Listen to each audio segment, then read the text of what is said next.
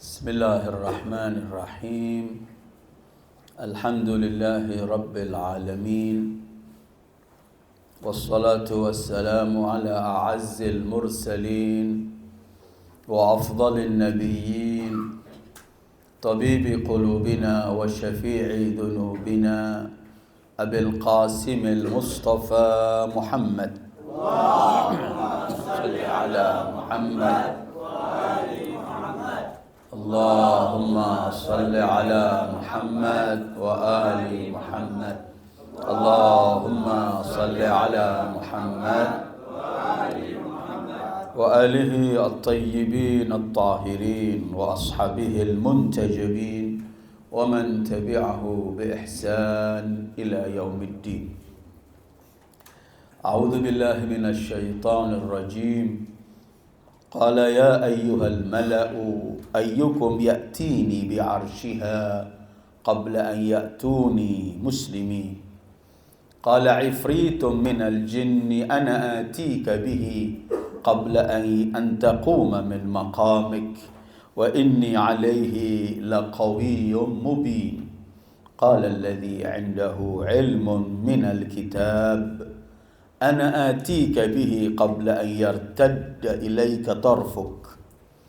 فلما رآه مستقرا عنده قال هذا من فضل ربي ليبلوني أأشكر أم أكفر ومن شكر فإنما يشكر لنفسه ومن كفر فإن ربي غني كريم. صدق الله العلي العظيم. صلى الله عليك يا أبا عبد الله وعلى الأرواح التي حلت بفنائك. عليك مني سلام الله أبدا ما بقيت وبقي الليل والنهار، ولا جعله الله آخر العهد منا لزيارتكم.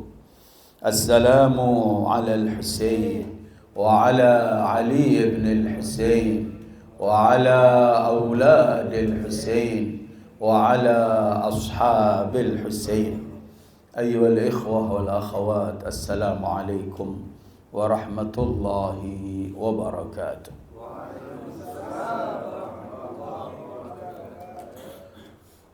Setelah selesai peristiwa Karbala dan para syuhada gugur semuanya, tiba musibah terbesar kepada Sayyidah Zainab Al-Kubra dan Imam Ali Zainal Abidin As-Sajjad. Sebelum kita akan membicarakan malam ke-13, saya akan lewat sedikit malam 11. Setelah terbantai semua para syuhada dengan kondisi yang mana kepala dipisah dan badan banyak yang hancur diinjak-injak oleh kaki kuda. Sementara itu kemah telah dibakar, kemah para wanita. Menjelang maghrib dan sore di malam pertama, malam 11 di Karbala, Sayyidah Zainab duduk di tengah-tengah kemah yang telah terbakar, sedang menenangkan anak-anak kecil yang ada di sampingnya dan wanita-wanita lain, sementara Sajjad juga dalam kondisi yang sakit. Ini musibah Zainab yang terbesar. Disebutkan dalam beberapa riwayat di malam 11 semacam itu Al-Imam Sajjad pernah mengatakan begini, amehku di malam 11. Kita bisa bayangkan beratnya malam 11. Kata Imam Sajjad, amehku di malam 11 tetap tidak pernah meninggalkan salat tahajudnya. Sebelum berkali-kali Imam Husain selalu berkata kepada Zainab, Zainab ingatlah aku di malam-malammu. Karena Sayyidah Zainab orang yang tidak pernah meninggalkan sampai di malam 11. Maafkan kami ya Sayyidah Zainab. Kami tidur di ruangan AC. Kamar mandi kita di dalam kamar. Tapi jarang kita bangun malam, sementara engkau di malam 11. Sebenarnya kemah dibakar, air begitu sulit dan mungkin bertayamum, tapi tetap mulai melakukan. Disebutkan saat beliau menenangkan yang ini nangis melihat saudaranya, yang ini menangis melihat ayahnya, melihat anaknya. Saat Sayyidah Zainab menenangkan dalam kondisi yang sangat-sangat capek beliau. Sejarah menulis beliau tertidur sedikit, gak mampu menahan ngantuknya. Tidak lama beliau bangun, kemudian menangis. Dan kemudian beliau cerita, dalam tidurku sejenak aku melihat ibuku Fatimah. Aku berkata, Ummah Fatimah, tidakkah engkau melihat apa yang dilakukan mereka oleh pada Husainmu, wahai Fatimah, wahai Ummah? Fatimah kemudian berkata kepada Zainab, dan ini Zainab bercerita, oh putriku Zainab, demi Allah aku hadir, aku melihat saat manusia terkutuk itu duduk di dada Husain. Dan aku menyaksikan, wahai Zainab, saat mereka berpelan-pelan menyembelih Al-Husain. Alangkah beratnya malam 11 untuk Sayyidah Fatimah, untuk Sayyidah Zainab. Ini kemudian Sayyidah Zainab panggilannya Ummul Masaib. Seluruh musibah ada pada Sayyidah Zainab.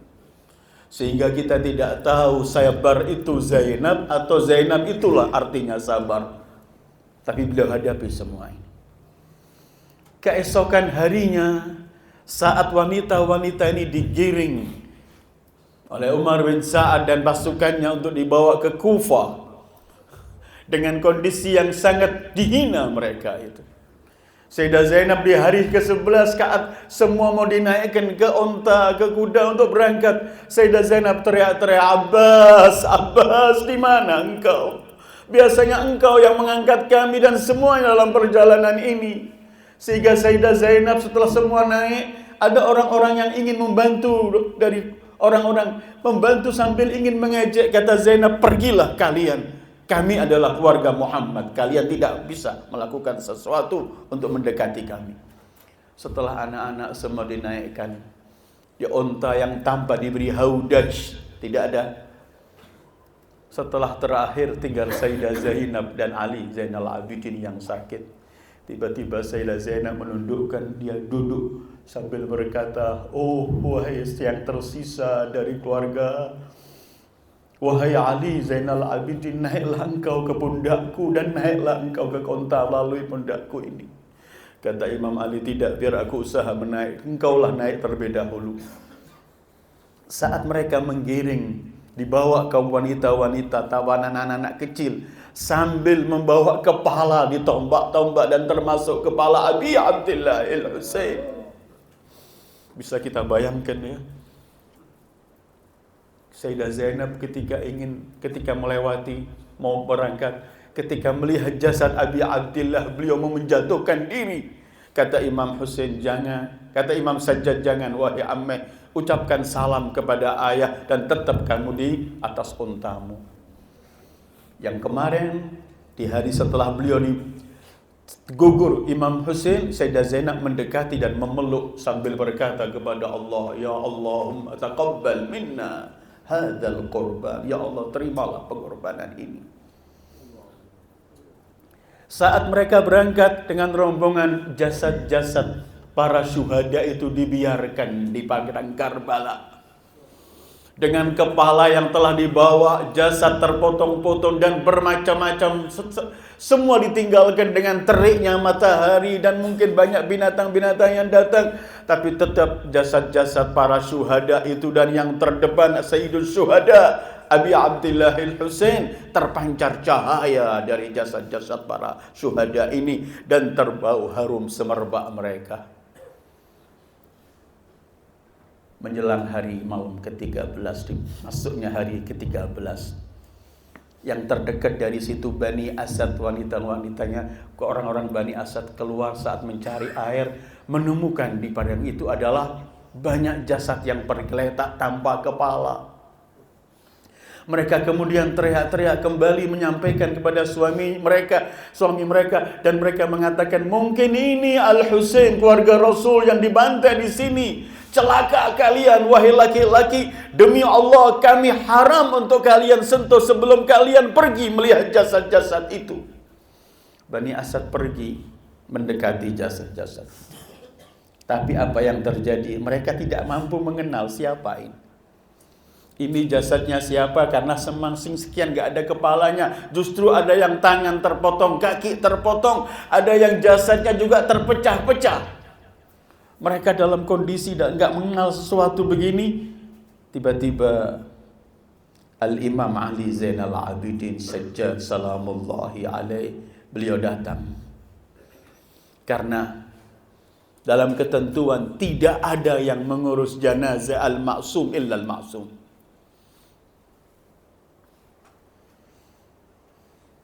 Imam Sajjad saat itu sudah sampai di Kampir Kufah, diikat, dibelenggu tangan dan kakinya. Tetapi saat Bani Asad mengelilingi jasad-jasad ini, mereka tidak tahu. Datang seorang menyampaikan salam. Mereka berkata, siapa kamu? Imam Sajjad buka, aku Ali Zainal Abidin. Aku datang untuk menguburkan jasad-jasad ini dan jasad ayahku. Begitu mereka mendengar Imam Sajjad, mereka semua nangis. Dan kemudian Imam Sajjad salamullahi alaih yang memberitahu mereka ini di mana. Mungkin orang bertanya, bagaimana Al-Imam Sajjad bisa sampai di Karbala sementara beliau terbelenggu dengan diikat kaki dan tangannya di Kufah.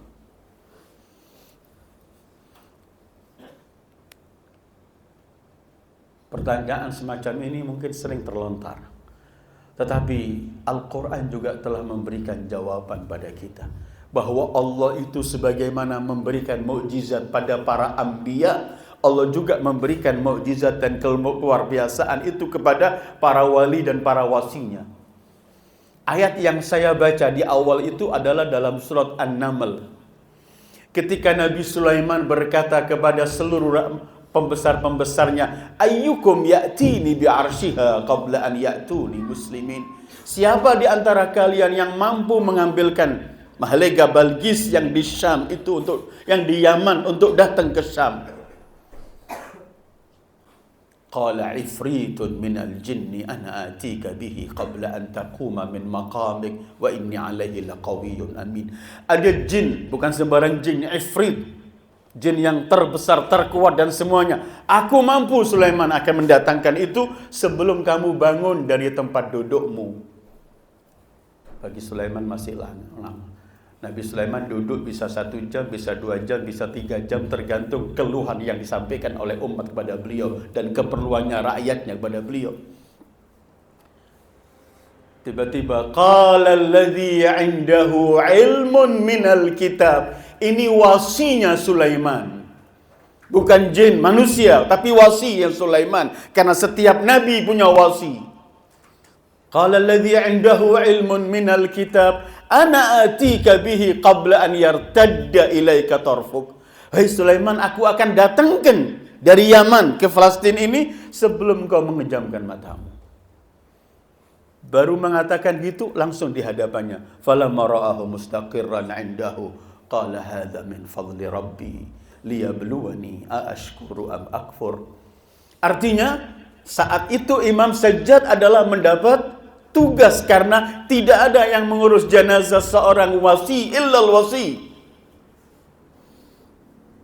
Dengan kekuatan yang Allah berikan kepadanya. Imam Ridho pernah ditanya oleh beberapa orang yang mengikuti beliau, bukan yang percaya dengan keimamahan beliau. Mereka bertanya, apakah bagaimana yang dikatakan Ali Zainal Abidin yang mengubur, yang menyelesaikan mengurus jenazahnya Al-Husain, sementara Ali terikat, terbelenggu? Imam Ridha mengatakan begini, saat ayahku wafat syahid di Baghdad, aku yang menyelesaikan semua jenazahnya dan aku di Madinah saat itu. Dan Imam Ridha juga saat beliau syahid di Khurasan di Iran, yang mengurusi semua jenazahnya adalah Al-Imam Al-Jawad yang saat itu di Madinah. Karena apa? Karena la yali, tidak mengurusi jenazah al-ma'sum illa al-ma'sum, al-wasi illa al-wasi. Imam Sajjad ketika sampai di tempat itu, kemudian Imam Sajjad menggali Pertama, beliau mendekati jasad ayahnya. Salamullahi alal imam. Kemudian beliau memerintahkan kepada orang-orang itu untuk menggali 2 kuburan yang besar. Pertama, beliau sampai semua nangis histeris. Kemudian dan wanita-wanita Bani Asad juga keluar menangis. Kemudian Imam Sajjad dengan melangkahkan kakinya berat mendekati jasad Abi Abdillah, ayahnya. Ayyuhal ikhwah wal akhawat, jasad tanpa kepala. Jasad, tangan jarinya juga putus. Jasadnya diinjak-injak oleh kuda. Imam Sajjad kemudian mendekati, memeluk, menangis dengan tangisan yang sangat-sangat keras sekali. Kemudian beliau menggali sedikit tanah. Tidak lama di tanah itu memang sudah ada persiapan, seperti sudah ada lubang kuburan yang Allah telah persiapkan untuk itu. Kemudian beliau mengangkat, dan susah jasad Abi Abdillah untuk diangkat karena banyak yang terputus dari jasad suci itu. Saat Bani Asad ingin membantu Imam Sajjad memasukkan ke lahat ayahnya Abi Abdillah al-Husain, Imam Sajjad mengatakan, jangan, fa inna ma'i man yu'inuni, jangan kalian ikut dalam ini, ada yang membantu saya sudah. Beliau kemudian masuk ke jasad, membawa jasad masuk ke lahat, membawa jasad Abi Abdillah, diangkat. Ketika beliau masuk, beliau berkata, Bismillah wa fi sabilillah wa ala millati Rasulillah, sadaqallah wa rasuluh, masya Allah, la hawla wa la quwwata illa billah. Beliau turun sendiri, tidak mau ada yang bantu, karena beliau mengatakan, inna ma'i man yu'inuni, aku bersama ada yang menolong aku.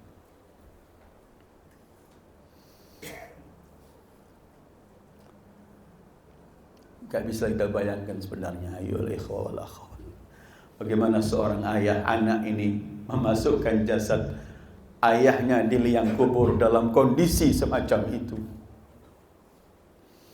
Ketika diletakkan, Imam Sajjad mencium lehernya yang masih basah dengan darah. Kemudian imam mengeluarkan kepalanya, beliau berkata, tolong ambilkan anak kecil itu Ar-Radhi. Karena Sajjad berkata, demi Allah aku mendengarkan seperti ada suara dari ayahku, dha'ir Radhi ala sadri, letakkan anak yang masih nyusu Ali al-Asar di atas dadaku. Ya Abu Abdillah, wafatnya dalam pangkuan beliau, syahidnya, dan kemudian pun dalam pemakamannya. Mudah-mudahan Allah berikan kita cepat mampu ziarah ke Karbala, ziarah ke Imam Husain. Di dhari Imam Husain itu, di atas di dada Imam Husain ada Ar-Radhi Ali al-Asghar, dan di sebelah kaki Imam Husain ada Ali al-Akbar. Imam Sajjad yang meletakkan di situ.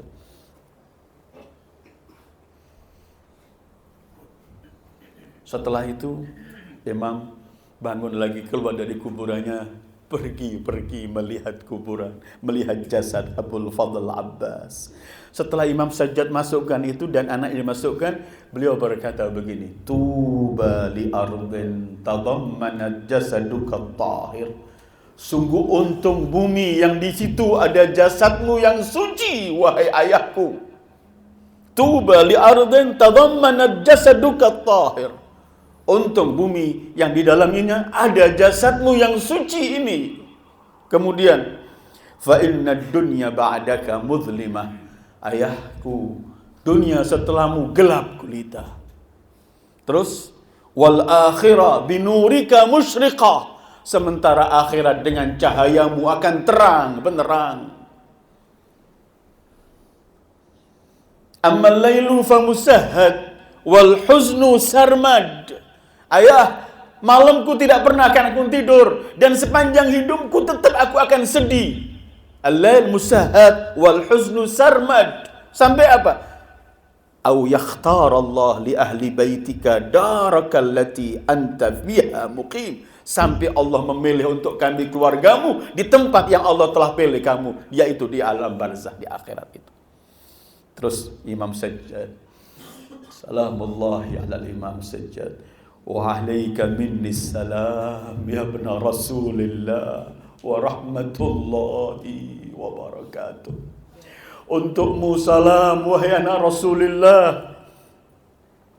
Setelah Imam kemudian meletakkan anak kecil itu dan kemudian Ali Akbar, dalam sejarah kemudian Imam menuliskan dengan tangannya di kuburan Imam Husain tulisan, hadza qabrul Husain ibn Ali ibn Abi Talib alladhi qataluhu atshanan ghariba. Ini kuburan Husain bin Ali bin Abi Talib yang mereka bunuh dalam keadaan dahaga dan terasing.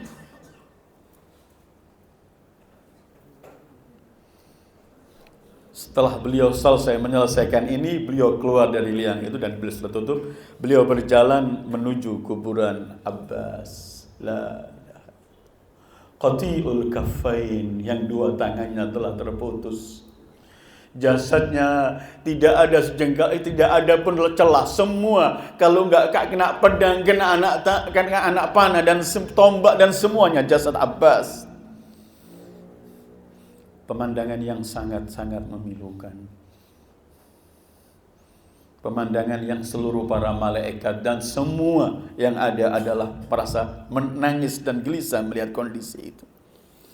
Dibawalah Abbas. Begitu juga seperti ayahnya, beliau nggak mau ada yang membantu saat memasukkan Al-Abbas. Tetap beliau mengatakan ada yang membantu aku. Bahkan ada yang menyebutkan saat membawa Abbas ini berkali-kali Al-Imam Sajjad gak bisa, sampai beliau minta seperti tikar atau kain karena jasad Abbas banyak terbelah-belah begitu, sehingga diangkat dalam kain dan tikar.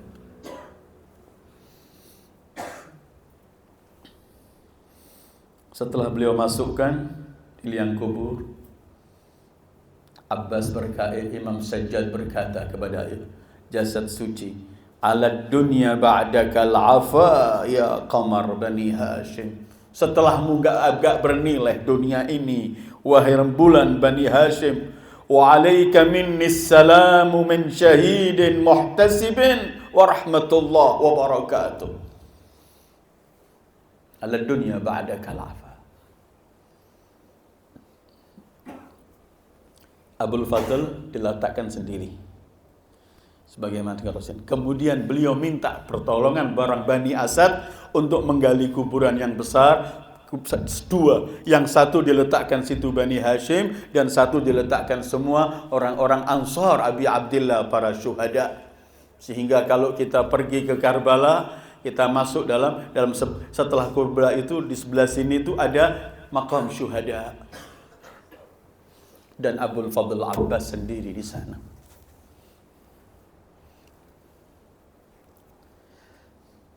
Inna ma'i man yu'inuni. Kemudian beliau meletakkan semua di kuburan itu.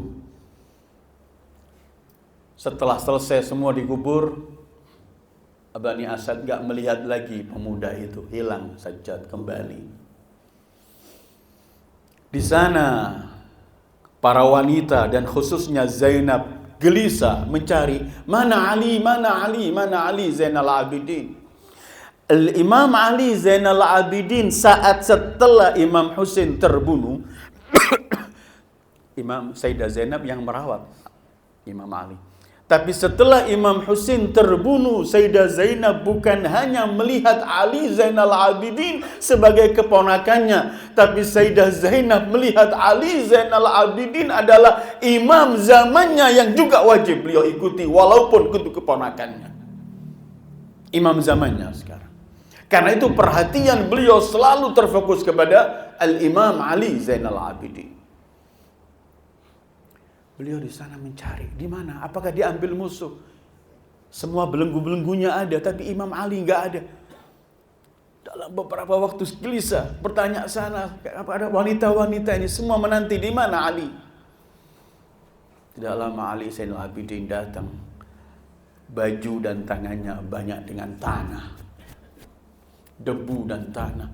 Sayyidah Zainab teriak, wahai anak ponakan anak saudaraku, wahai Ali, wahai Baqiyah yang tersisa, dari mana engkau?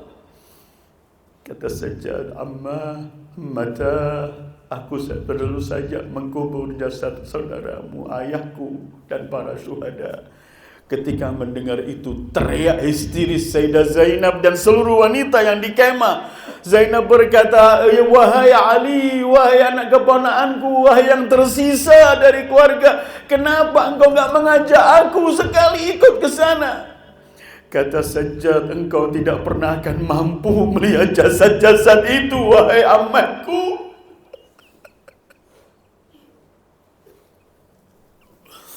Sallallahu alaika ya Aba Abdillah.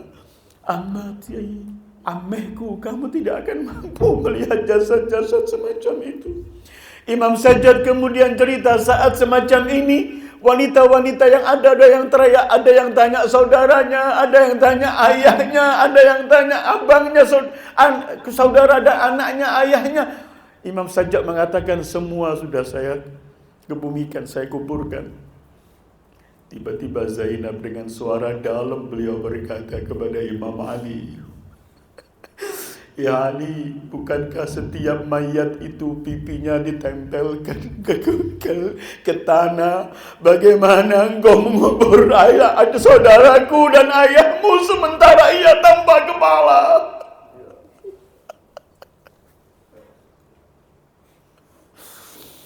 Setiap kita mengubur jenazah keluarga kita, kita tempelkan pipinya di tanah, kita berikan ini.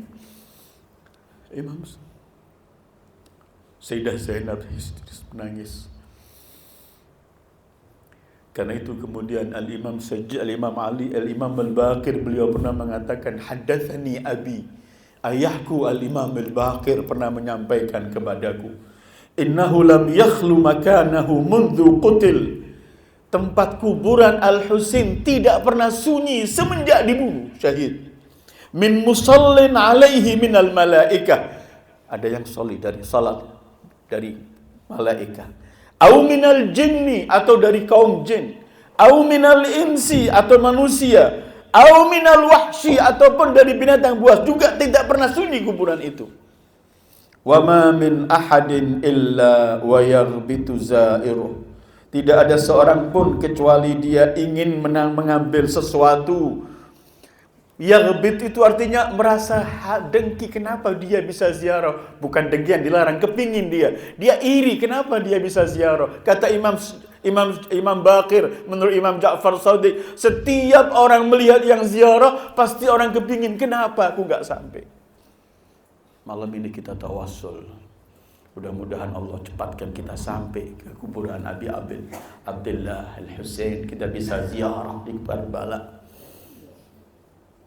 Wa yatamassah, kata Imam Baqir, setiap orang kepingin sampai, dan kalau enggak sampai dia akan mengambil berkah, hatta dari yang ziarah dimintakan berkah, akan diusap.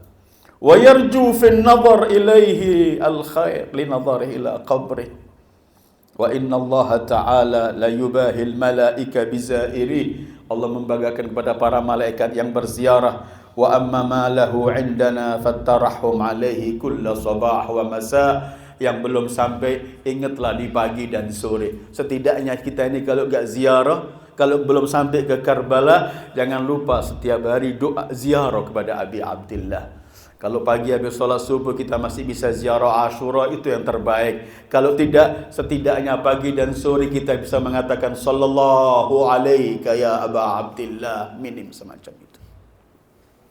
Malam 13, malam yang sangat-sangat sulit sekali, karena di malam ini, di pagi menjelang malam, menjelang 13 ini sebenarnya adalah pemakaman jasad-jasad suci di Karbala.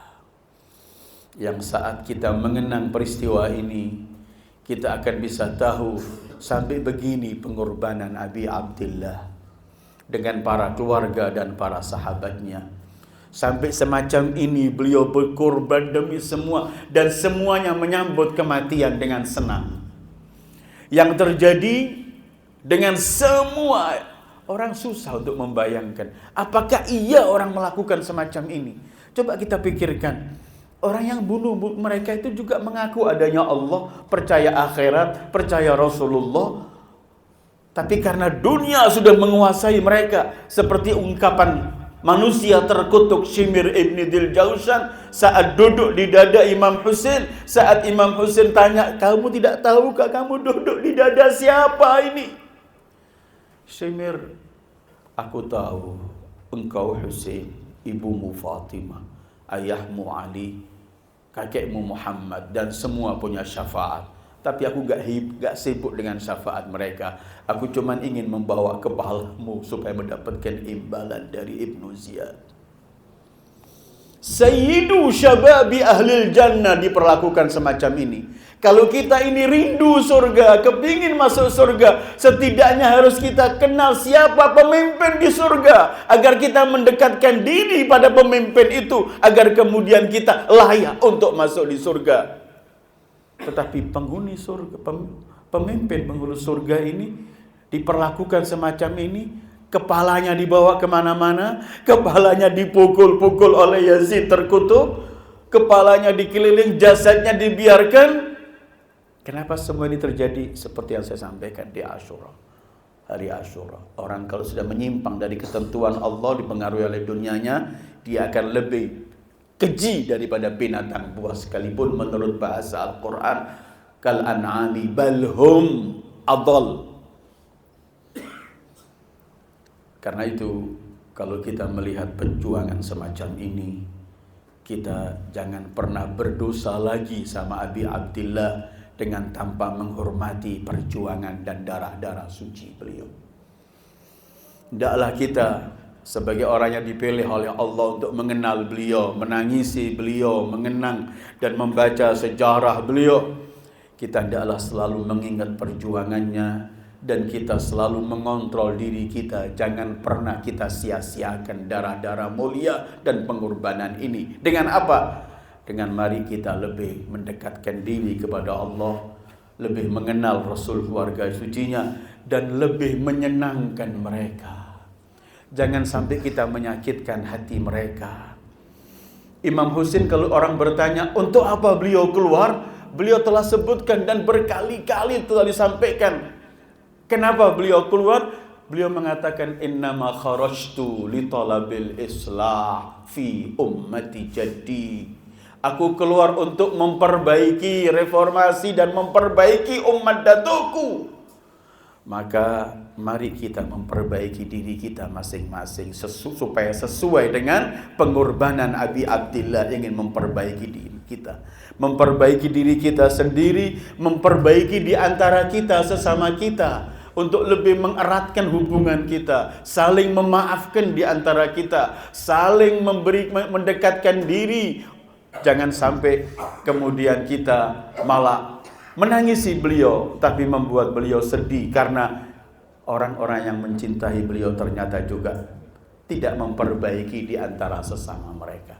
Kita perbaiki di antara komunitas kita, kita perbaiki di antara seluruh umat Muhammad, siapapun mereka, apapun mazhabnya. Kita selalu mengulurkan tangan untuk kebaikan. Kalau kemudian kita diminta untuk islah fi ummati jaddi, beliau untuk islah, beliau korbankan semuanya, kemudian kita sendiri tidak islah, kita cuman masih masalah kecil kita buat besar, kita sekelahi di antara kita sendiri. Sungguh kita kalau sampai tetap melakukan ini, kita nggak menghargai darah-darah suci ini, kita nggak menghargai pengorbanan ini. Untuk menghargai darah-darah suci dan pengorbanan itu adalah kita kalahkan diri kita dan ego kita terlebih dahulu, dan kita pentingkan apa yang diminta oleh Imam Al-Husain yang beliau berjuang untuk itu. Innama kharajtu li talabil islah. Makanya itu dalam pelajaran yang disampaikan oleh Ahlul Bait, kita disuruh saling akrab, disuruh saling memberi maaf, disuruh saling memenuhi kebutuhan siapa saudara kita yang kita mampu lakukan, setidaknya memberikan kegembiraan. Sampai Imam Ja'far mengatakan, kalau kamu menggembirakan saudaramu mukmin, kamu jangan anggap cuma dia yang menerima itu gembira, Rasulullah ikut gembira. Dan sebaliknya, kalau kita menyakiti sesama saudara kita, kita juga bukan cuma menyakiti dia, tapi menyakiti Rasulullah dan Imam Zaman Ajjalallahu Farajahu Syarif. Tidak ada yang diminta dari beliau untuk kita mempersiapkan diri, hendaklah kita solid di antara kita, supaya saat beliau muncul, kita nggak sibuk dengan hal-hal yang kecil semacam ini. Mudah-mudahan kita mendapat keberkahan dari semua yang dibawa oleh Abi Abdillah Al-Husain. Dan mudah-mudahan kita bisa melangkah yang terbaik sesuai yang diinginkan oleh Abi Abdillah. Hendaklah kita sesama yang menangis ya Abi Abdillah, ayo kita anggap semua kita saudara. Dan saudara itu saling menegur, saling memberi, saling yang terbaik. Bukankah Rasul pernah bersabda, seorang mukmin dengan mukmin itu bagaikan cermin. Dia melihat cermin. Cermin, kalau kita bercermin, kita tahu yang kurang. Tapi cermin gak pernah memarahi kita, tapi menampakkan kita sebagai saudara. Kalau ada saudara kita yang keliru, gak perlu kita sibuk untuk mencaci, untuk mencari, tapi kita usaha. Karena itu mari kita tingkatkan watawasau bil haq, watawasau bis sabar. Sesama kita, ayo saling wasiat dengan kebenaran. Oh ini jangan, ini gak baik. Oh mungkin kamu punya alasannya, coba dalilnya, tapi dengan kesabaran. Ajarakallah ya sahibaz zaman. Kami sampaikan bela sungkawa kami kepadamu ya Imam sahibaz zaman. Karena kalau ada orang meninggal, pasti kita mencari keluarganya untuk kita sampaikan azza kita. Dan setiap acara azza untuk Abi Abdillah Al-Mu'azza, yang mendapatkan azza itu adalah sahibul asri waz zaman ajjalallahu farajahu syarif. Dan mudah-mudahan kita dijadikan penanti yang setia. Dan kita selalu mohon kepada Allah agar Allah berikan kemenangan pada saudara-saudara kita di Palestin berkat majlis-majlis Abi Abdillah dan Jumhuriyah Islamiyah, dan setiap yang bergerak melawan kezaliman, mudah-mudahan Allah berikan kemenangan, dan mudah-mudahan Allah hancurkan dan binasakan Israel dan semua yang melakukan kezaliman kepada umat muslim, umat Islam, dan kezaliman kepada manusia siapapun mutlak. Allahumma kun liwaliyika al-Hujjah ibn al-Hasan salawatuka alaihi wa ala abaih fi hadhihi as-sa'ah wa fi kulli sa'ah waliyan wa hafidha wa qaidan wa nasira wa dalilan wa aina hatta tuskinahu ardaka taw'a wa tumatti'ahu fiha tawila wa hab lana ra'fatahu wa rahmatahu wa du'aahu wa khairah برحمتك يا أرحم الراحمين وصلى الله على خير خلقه محمد وآله أجمعين والسلام عليكم ورحمة الله وبركاته.